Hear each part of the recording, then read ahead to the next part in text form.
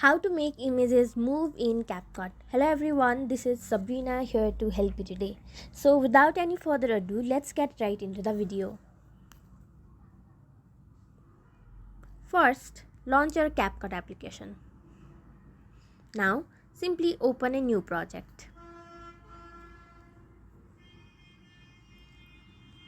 Go to Edit.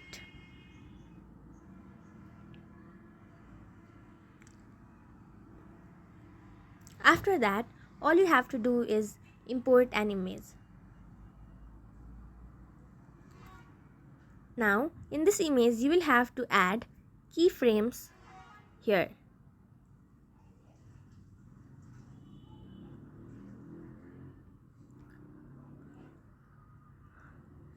Or you can also split